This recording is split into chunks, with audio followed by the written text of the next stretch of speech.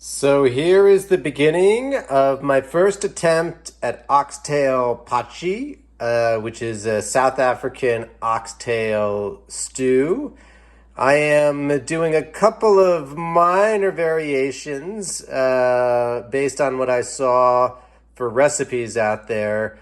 Namely, I'm going to use bacon, and I don't think that is used in all recipes. Instead of tomatoes, because I forgot my tomatoes, I'm going to use Potjie strained tomatoes. And usually the wine is a red wine that's put in a potjie, but I'm going to use a rosé. I actually like cooking with rosé better than red wine because it has a more subtle flavor. Onions and shallots and garlic. So shallots are an addition to it as well. I'm going to use both. For the spices, we have cumin and turmeric and coriander, bay leaves, herbs de Provence, and ginger. And then we're going to use both leeks and celery. And for the veggies, we have potatoes and carrots and mushrooms and corn. I know traditionally it calls for sweet baby corn, but I couldn't get my hands on any sweet baby corn, so we're going to use sweet corn that's cut up. So here's the beginning, and we'll show you how it goes as I cook.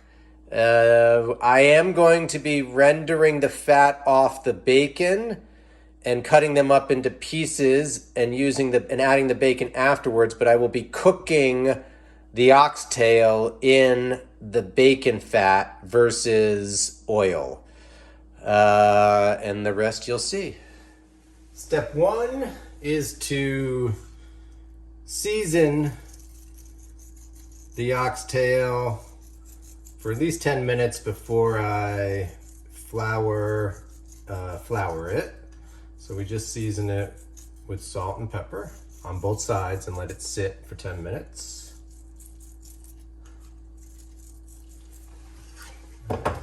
Pepper.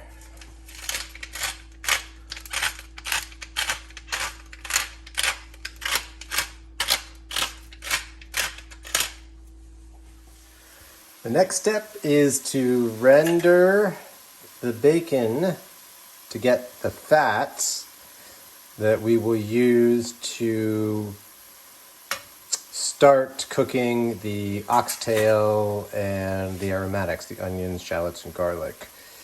This is a trick I learned for another recipe, and even though the traditional potjie calls for olive oil or some type of vegetable oil to fry the oxtail, I'm going to use the bacon grease, or the bacon fat for that. And then the actual bits of bacon that will be left over from this, I am going to add into the potjie once it's been cooking for a little while. And here's the floured and seasoned oxtail ready for frying. All right, well, bacon is pretty much rendered. So maybe we'll let this sit for another minute, but you get the point. We're going to use this grease to brown the oxtail. And if we need more, we could always use some olive oil. I have some leftover turkey fat from Thanksgiving. I'm going to use that. We'll see if we need anything more.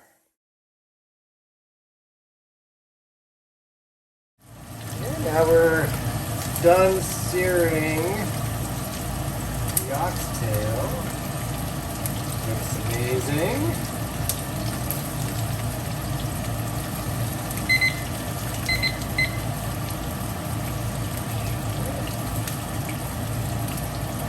Turn this off. Some noise here.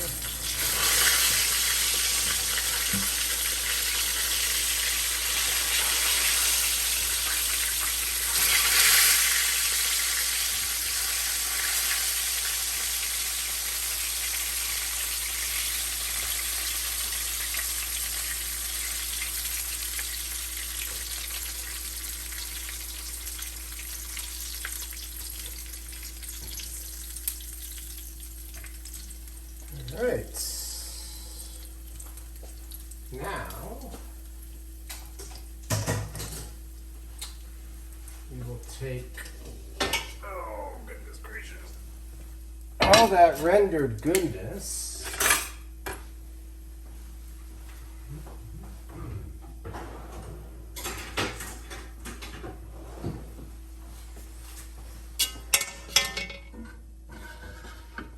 And get it into our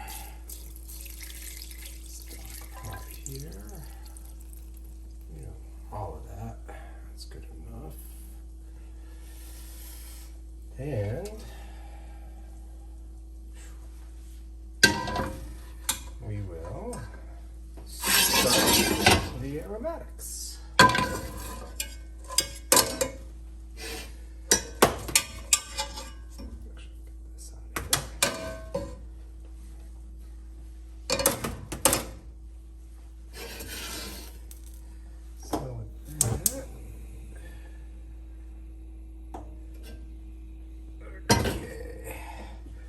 That goes in our garlic, onions, and shallots.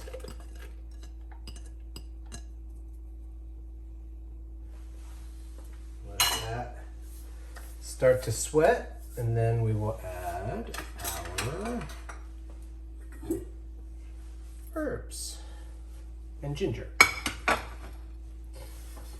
Forgot a very important ingredient. I don't have a Worcestershire sauce, but I do have fish sauce. So we are going to use fish sauce instead of Worcestershire sauce.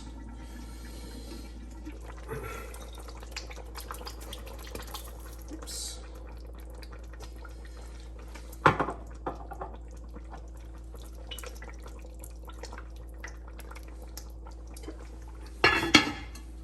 Turn that down a smidge.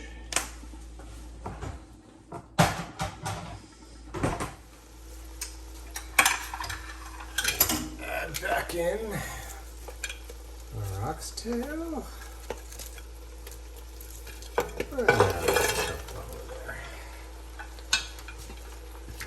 We want all that goodness.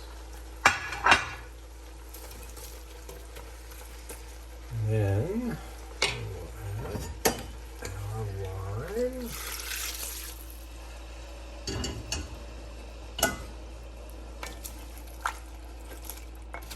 Get that going and let that simmer for an hour.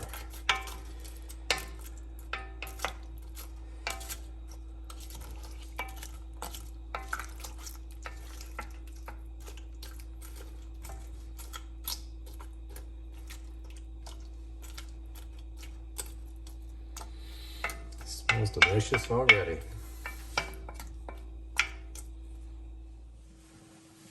Okay. Now we're going to add the beef stock.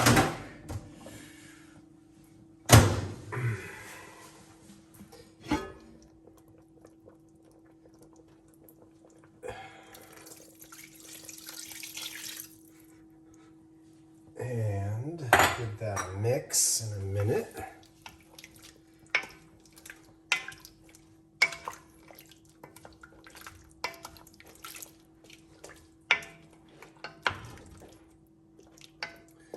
In 5 minutes we'll add the tomato.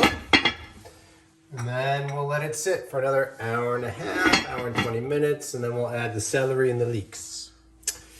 Okay, it's been a few minutes, so now we're gonna add the tomato.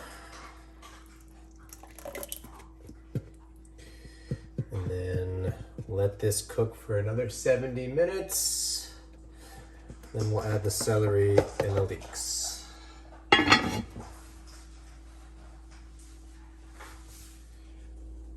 Okay, now we will add the leeks. And the celery. Leeks. And the celery.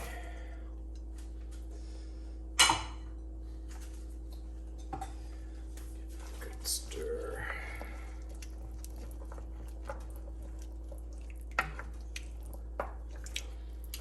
I can tell you right now, it definitely is a little more tomato saucy than the potjies I've seen, but I still think it will be good. But the next batch I will make with tomatoes instead of tomato sauce. Or not, tomato puree. 70 minutes, and then we add the carrots, mushrooms, and potatoes. All right, we're at hour 4, and almost our last installment. We're gonna put in our potatoes, and as the recipe said, we're just gonna let them sit and not stir at this point. But we're gonna get them all in. Carrots.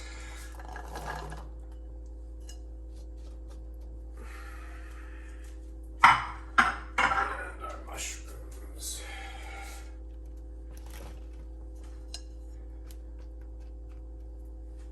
And let me put in the bacon.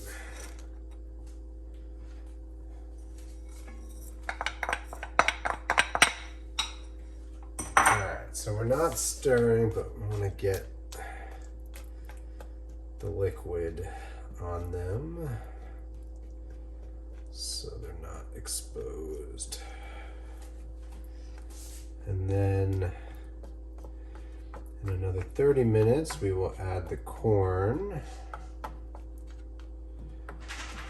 And then that is it. And we let it cook for another 30 minutes after that. Let it rest for probably 40 minutes, and then we try it. Again, I know this is probably a little more saucy than a traditional potjie, but we learn from our mistakes. All right, we got the last, oh boy, hope that's not too hot. The last addition to the oxtail potjie. We got our corn. Let's give it a, hopefully I've got. All right, I just want to make sure that we're not burning anything down there. And that's good. All right, oops. We got our corn.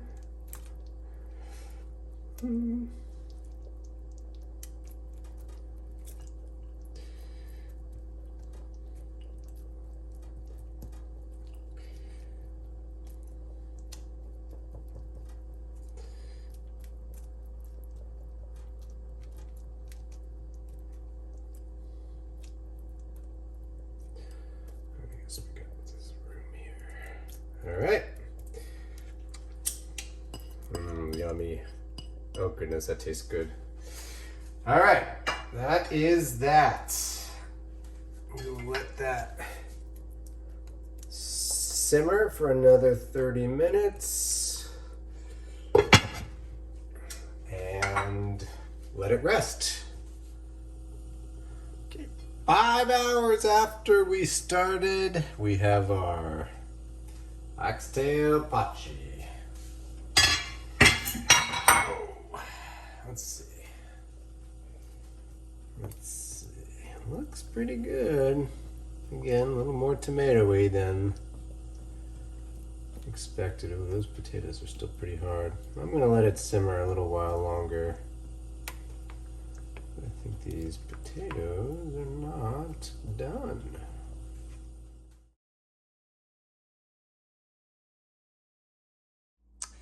Here's the final product, the oxtail potjie. Whew. 6 hours later. Needs to rest.